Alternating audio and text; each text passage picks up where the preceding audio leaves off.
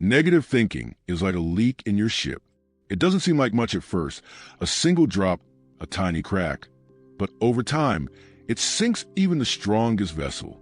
What makes it dangerous is not its size, but its persistence.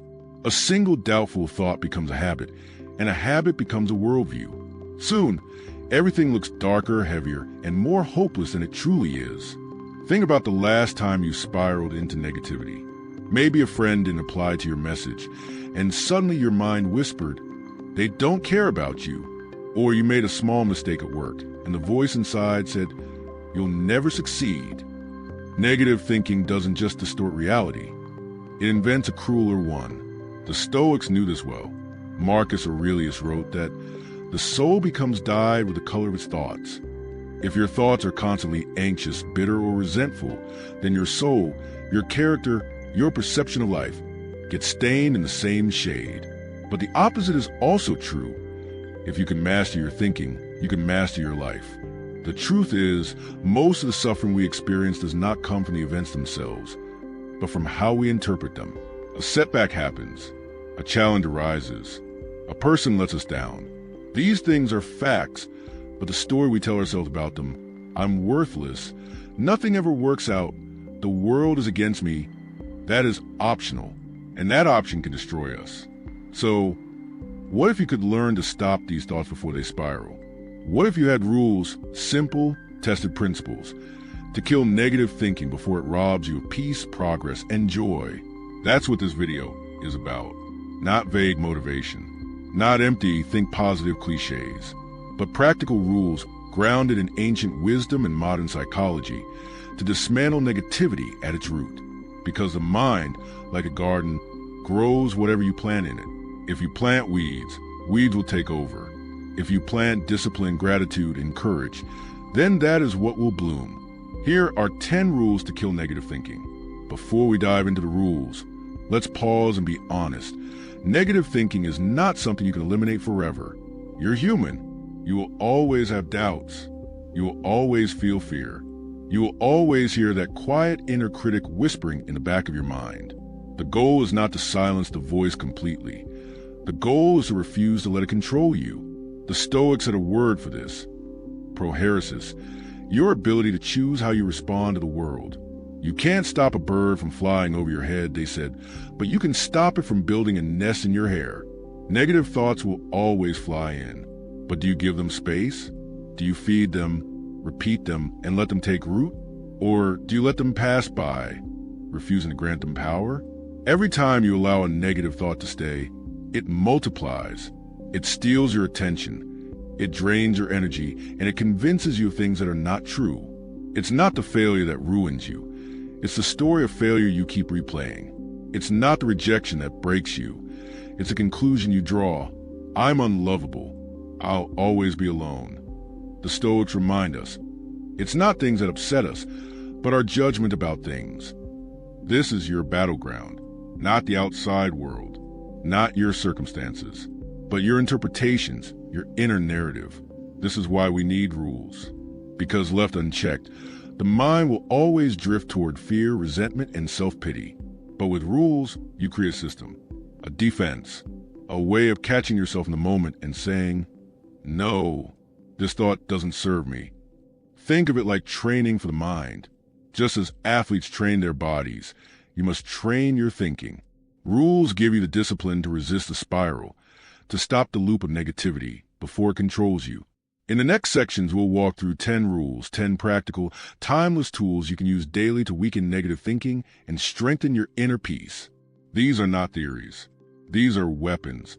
And when used consistently, they can change the way you live. Rule 1, question every thought. The first rule to kill negative thinking is simple, but it requires courage. Don't believe everything you think. Question it, challenge it, put it on trial. Most people assume that because a thought appears in their mind, it must be true. But the Stoics and later cognitive psychology teach us the opposite. The mind is a storyteller, and not always an honest one. It exaggerates, it catastrophizes, it invents dramas that don't exist. Marcus Aurelius often reminded himself, you have power over your mind, not outside events. Realize this, and you'll find strength. That means when thought arises, I'm not good enough, this will never work, everyone is against me, you don't just accept it. You step back and ask, is this fact or interpretation? What evidence do I really have? Would I believe this thought if I heard it from someone else? Is this thought helping me or hurting me? When you ask these questions, something powerful happens. You create distance. Instead of being trapped inside the thought, you begin to see it as just that, a thought, not a fact. Think of a courtroom. A lawyer doesn't accept the first claim made by a witness. They cross-examine. They dig for evidence. They look for contradictions. You must do the same with your negative thoughts. Most of them will collapse under scrutiny.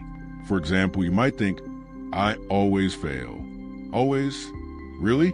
Look back at your life. You've succeeded many times. You've learned, you've grown, you've survived everything so far. The thought wasn't truth. It was exaggeration. Or you might think, they don't like me. How do you know? Did they say that? Or are you projecting your insecurity onto them? When you question a thought, you weaken it. When you repeat the process consistently, you break the habit of blind belief. Remember, negative thinking survives in the dark, unexamined. Shine the light of reason on it, and it loses its power. So, the first rule is this: never let a negative thought pass without interrogation. Treat your mind like a philosopher, like a detective, like a judge. Because once you stop believing every story your mind tells, you begin to reclaim control over your life. Rule 2. Limit the theater of your mind. Negative thinking thrives on rehearsal. You replay conversations in your head. You imagine worst-case scenarios that haven't happened. You construct an entire theater of what-ifs and maybes. The mind becomes like a stage where fear, doubt, and criticism endlessly perform. And the more you watch the play, the more real it feels. The second rule to kill negative thinking is shrink the stage. Limit the theater of your mind. This doesn't mean avoiding self-reflection. It means refusing to indulge in mental drama. The Stoics believe the mind should be like a disciplined city, not a chaotic marketplace where every voice shouts at once. Epictetus said, "You cannot control external events, but you can control your opinions." One way to do that is by refusing to give negative thoughts space to act. Ask yourself, when I replay this argument for the 15th time, what changes? When I predict failure before I've even tried, what does that accomplish? The answer is nothing. It only strengthens fear and weakens action. Instead, shrink the stage. When you notice the same scene playing over and over in your mind, cut it short. Tell yourself, this thought has already had its turn. It doesn't deserve an encore. Then replace it with something constructive, an action you can take, a principle you can return to, a task right in front of you. Think of it like managing a theater troupe. If one actor keeps ruining the performance, you fire them. You don't let them keep center stage. Negative thoughts are the same. They want your attention, your focus, your energy. Don't give it to them. Practical step: set a mental limit. If you catch yourself rehearsing an event more than twice, stop. Write it down if necessary. Then move on. The page can hold it, but your mind must stay clear. Because clarity is not the absence of thought. It's the discipline of directing thought where it's useful. So, the second rule is, don't let your mind become a stage for endless negativity. Close the curtains, clear the set, and give the spotlight only to thoughts that serve you. Rule 3. Start the cycle with action. Negative thinking loves stillness. Not the peaceful stillness of meditation, but the restless stillness of inaction. When you sit frozen, overanalyzing, your mind has room to spin stories, create fears, and magnify doubts. The longer you sit there, the louder the voice of negativity becomes. The third rule is, start the cycle with action. Think about it. When have you felt the most trapped in negativity? Usually when you're doing nothing. You're lying in bed, staring at the ceiling. You're sitting at your desk, avoiding the work. You're scrolling endlessly on your phone. In those idle gaps, negative thinking has oxygen. It grows. But once you move, once you take action, you cut off its fuel. Marcus Aurelius, in his meditations, constantly reminded himself to return to his duties. Not because he enjoyed the grind, but because he knew the cure for overthinking is often motion. Do what is in front of you, he wrote. Action breaks the cycle. It doesn't have to be a grand gesture. If your mind says you're failing, take one small step toward progress. If it says no one cares, reach out to one person. If it says you can't do this, prove it wrong by starting anyway. Each action, no matter how small, weakens a lie. Negative thinking thrives on imagination. It paints pictures of disaster and hopelessness. But action pulls you back into reality. You can't argue with results. You can't deny progress. Even if you stumble, you have evidence. I acted. I tried. I moved forward. That alone disrupts the spiral. Practical step. The moment you notice negative rumination, set a timer for 2 minutes. In those 2 minutes, do something physical or productive. Write clean, walk, send that message, start that project. You don't need to feel motivated. You just need to move. The act itself breaks the loop. So the third rule is this: don't wait for clarity before you act. Use action to create clarity.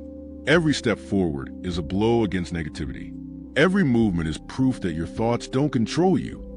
You control them. Start the cycle. Feed the momentum. Rule 4. Audit your inputs. Your mind is not a vacuum. It absorbs, collects, and reflects the things you feed it. If you constantly consume anger, gossip, fear, and drama, then negativity won't just visit you. It will live inside you. The fourth rule to kill negative thinking is audit your inputs. Most people don't realize how much their environment shapes their thoughts. The music you listen to, the news you scroll through, the people you surround yourself with, each one is planting seeds in your mind. And just like a garden, those seeds grow. If you plant weeds, weeds will take over. If you plant discipline, wisdom, and gratitude, those are what will bloom. Think about it. You can't expect peace of mind if you start your day with an hour of doom scrolling. You can't expect confidence if you constantly follow people online who make you feel inadequate. You can't expect optimism if you spend most of your time around complainers. The input determines the output. The Stoics were deliberate about what they expose themselves to. Marcus Aurelius wrote about avoiding gossip and meaningless talk. Epictetus warned his students to be cautious of the company they kept, because values are contagious. Today, science confirms it. Your mood, your beliefs, even your habits are shaped by the people and information you consume. So, audit your inputs. Ask yourself, who drains me and who strengthens me? What information feeds my anxiety instead of my growth?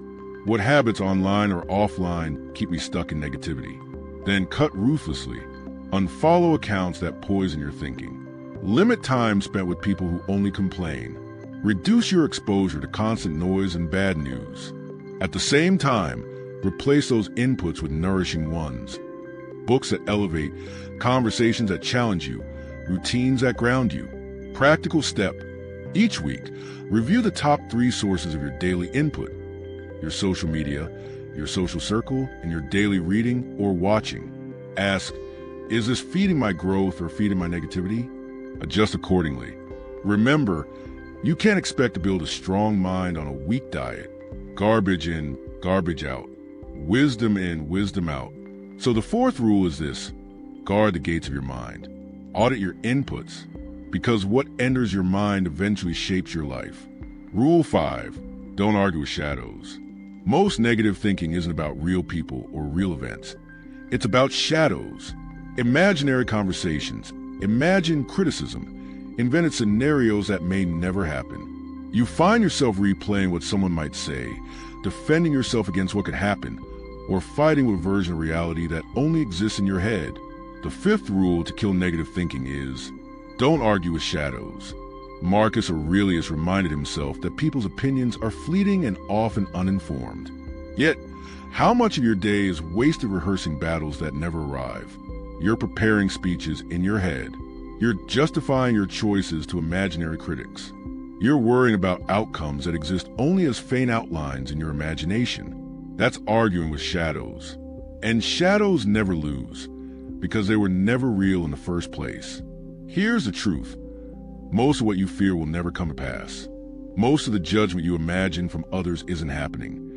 They're too absorbed in their own struggles to obsess over yours. Most of the criticisms you anticipate are ghosts you've invented. Yet, by fighting them in your head, you give them power. What would happen if you stopped arguing with shadows? If instead of rehearsing the perfect response, you simply said, "If that moment comes, I'll handle it then," you'd free up mental energy. You'd reclaim your focus. You'd stop bleeding energy into a battle that never even reaches the battlefield. Practical step.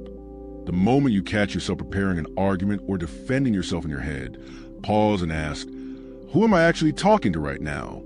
If the answer is no one, then stop.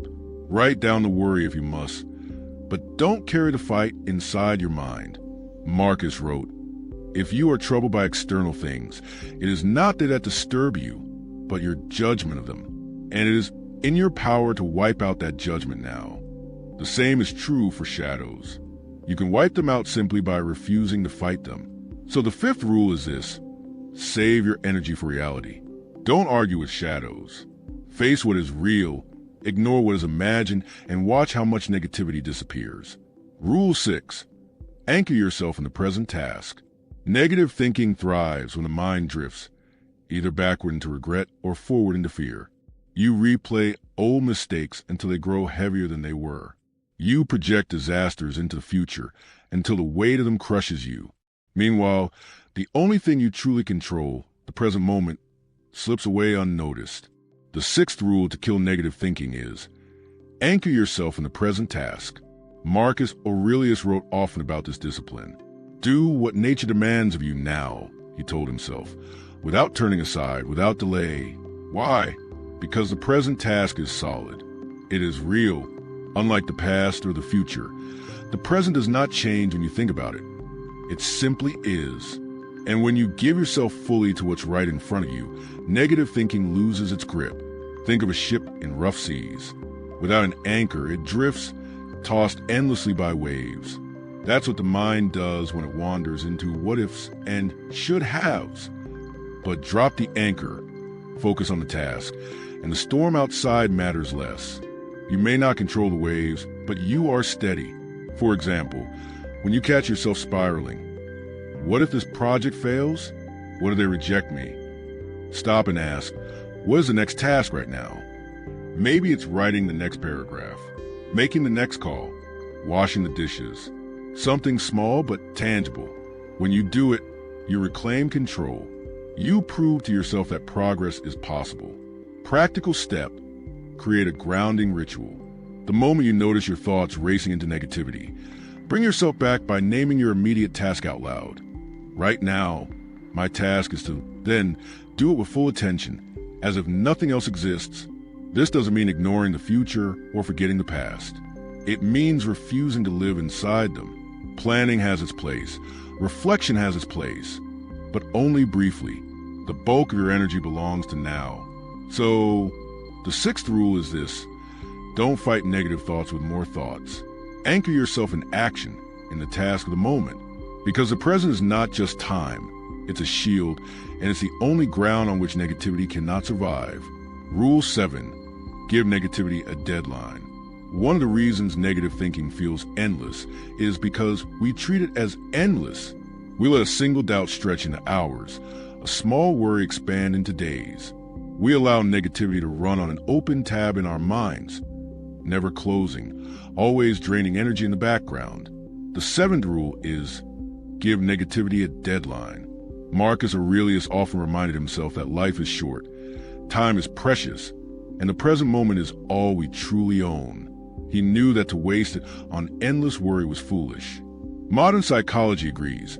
Rumination, the habit of replaying and recycling negative thoughts, has no natural stopping point unless you create one. Here's how you do it. Instead of telling yourself, don't think negatively, allow it, but on your terms. Set a timer, 10 minutes, 15 at most. During that time, write down your worries. Let your fears speak. Pour out the what-ifs and should-haves.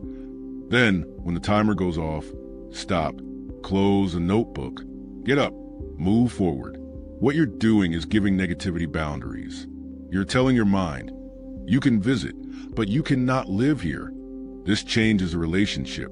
Instead of being controlled by negativity, you control when and how it appears. And often, once you confine it to a short window, you'll see how repetitive and unproductive it really is. Think of it like budgeting. If you don't set limits, money disappears. The same with time and attention. Without limits, negativity spends it all. By creating a deadline, you spend wisely. You reserve your best hours for action, creativity, and peace, not endless loops of doubt. Practical step. Schedule a daily worry period. Pick a time, preferably later in the day, where you allow yourself to write down or think through your concerns. Then, when negativity appears at other times, remind yourself, not now. You'll get your turn later. Over time, you'll find negativity arrives less often and with less force. So the seventh rule is this: don't let negative thoughts roam free. Confine them. Give them a deadline. Then reclaim the rest of your day for living, for working, for peace. Rule 8. Translate emotion into evidence. Most negative thinking begins with a feeling. You feel anxious, and the thought becomes, something is about to go wrong. You feel insecure, and the thought becomes, I'm not capable. You feel lonely, and the thought becomes, no one cares about me. The problem? Feelings masquerade as facts. And when you mistake emotion for evidence, negativity wins. The eighth rule to kill negative thinking is, translate emotion into evidence. The Stoics warned against this very mistake. Seneca wrote that we suffer more in imagination than in reality. Why? Because we confuse the intensity of what we feel with the truth of what is. The emotion screams so loudly that we accept it as proof. But feelings are not verdicts. They are signals, nothing more. So, when negativity rises, your first step is translation.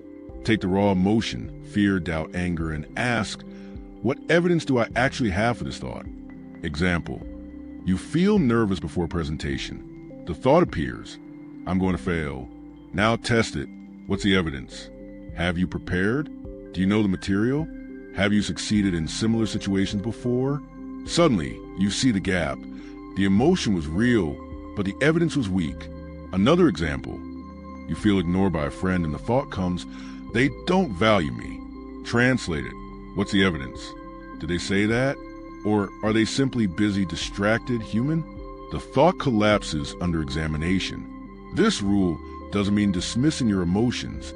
They matter, but it means refusing to let them write your reality without proof. Instead, you treat them as hypotheses, not conclusions. Practical step.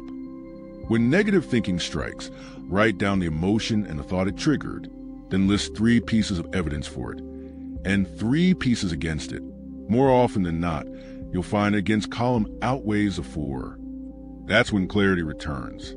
Marcus Aurelius advised himself, if it's not right, don't do it. If it's not true, don't say it. We can add, if it's not supported by evidence, don't believe it. So the 8th rule is this: separate feelings from facts. Translate emotion into evidence. Because clarity, not intensity, is what reveals the truth. Rule 9, build a victory log. Negativity thrives on amnesia. It convinces you to forget every success, every moment of resilience, every time you overcame something hard. It points only to your failures and says, see, this is who you are. The 9th rule to kill negative thinking is, build a victory log.